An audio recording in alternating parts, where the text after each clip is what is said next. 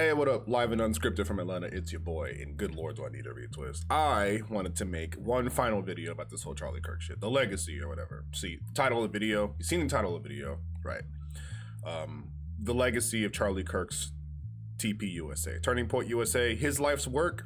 This is the reason why it will go to waste, right? Because, well, one, the biggest reason is like they're wasting it. I want to start with seeing like the stuff in the news because it's absolutely fucking hilarious, right? One of the biggest reasons Charlie Kirk's work will go to waste with TP USA is the successor, the new CEO, Erika Kirk, his wife, his widow. She ain't him. And honestly, he's spent a lot of time programming his followers, his own fans, and people who regard his opinion as valid. He's been spending a lot of time grooming these people into thinking that women are not capable of leadership, that single women should not be paid attention to. And if you can see, it's very clear that the vibes are off when she speaks in front of a camera, when she can't cry, all that stuff. And it's because, I mean, there's a lot of reasons. I'm not gonna, grieving widow or whatever, father of her children, all that stuff. She's looking on to broader horizons. The whole issue with her being actively shipped with JD Vance would be funny if it were not such a disgusting power move and that JD Vance already has a wife that they are also ostracizing for her race because she is a Hindu woman. People want Erika Kirk to, well, people want JD Vance, their followers, these right-of-ways who are like shipping to real life people, which is kind of gross and stupid. But here's the narrative, right? They want JD Vance, the Vice President of the United States, to drop Usha Vance because she is Indian. And then they want Charlie Kirk's widow to marry JD Vance. And then they want JD Vance to succeed the presidency of the United States, either in an election or in the event of Donald Trump's incredibly likely death. These are the greater things they want Erika Kirk to move on to. They do not want her to helm to, I was gonna call it Toilet Paper USA, Turning Point USA, because they don't like her. She's a woman. She's not him. She does not have his charisma. He did not prepare her for any sort of speaking position to be accepted, and we'll get into that position later.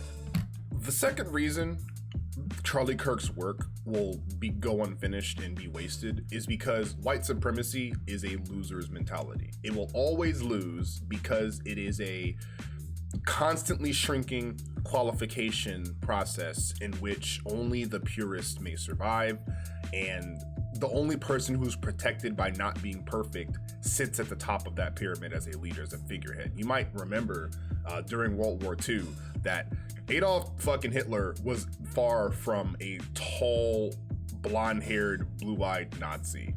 He was Austrian, first of all. He wasn't even really German. If someone who looked and had the exact same lineage as Hitler were in the Nazi party, at some point they would have been ostracized and like questioned for having ties to the wrong kind of white people, the wrong, the native Jewish people in there. Charlie Kirk is not the exact same, but there's obviously things to make fun of him, like his physical features, his big ass head, his small face, all that stuff.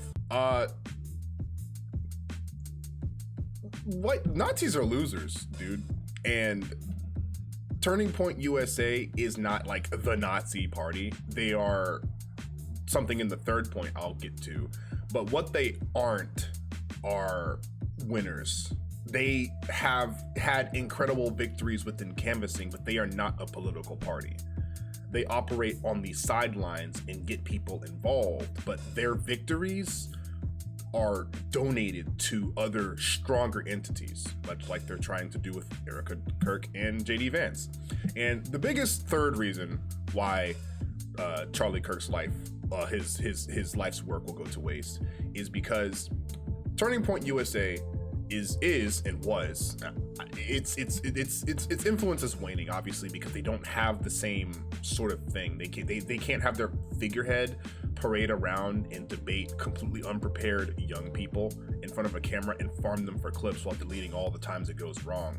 One of the biggest things Turning Point USA is, at its core, is Cult of Personality, and their dude is gone, and that's one of the reasons why his CEO wife is being geared to move on to greater things, because even the players who are using TPUSA are noticing that the writing is on the wall. Yes, they are opening other branches in other places in the United States. You might have heard that TPUSA has like an Alberta chapter now, like in Canada, that Canadian province that's trying to secede and join the United States.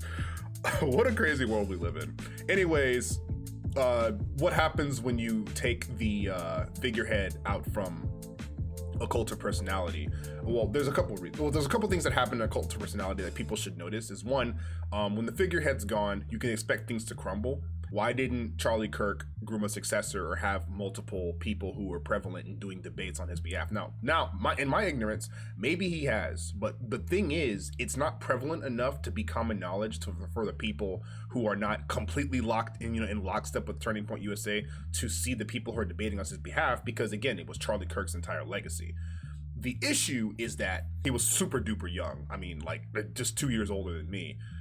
So maybe he didn't see the need to raise a successor, which is where his greatest hero Rush Limbaugh fucked up. Rush Limbaugh fucked up by not having a successor. Obviously, what happens when you lead a Cult of Personality, or a fandom that surrounds entirely around yourself rather than in ideals? And it's like, the issue is, grooming a successor will create factions and cliques within that Cult of Personality, and it will cause things to rift if it gets out of control, because some people want this being groomed successor to take over earlier the moment you start to falter, and some people want that person to just branch off because they see the vision clearer with that person. That's one of the reasons a lot of fascist figureheads don't groom successors. So yeah, I just wanted to put that out there. His life's work will go to waste, and they will need to latch on. The martyrdom thing has basically failed. They don't have the attention span to, keep him in the memory of long enough to be angry about it too much, because they were ready to move on to another approach to doing what he was trying to do, which again, he was a canvasser. He's a political advocate for terrible fucking things.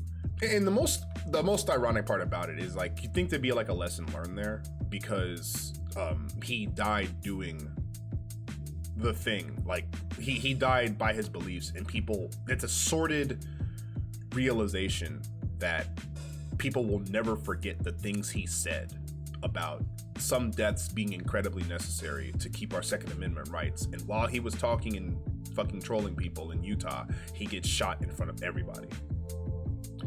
That's the culmination of his beliefs. Him on the ground, stiff.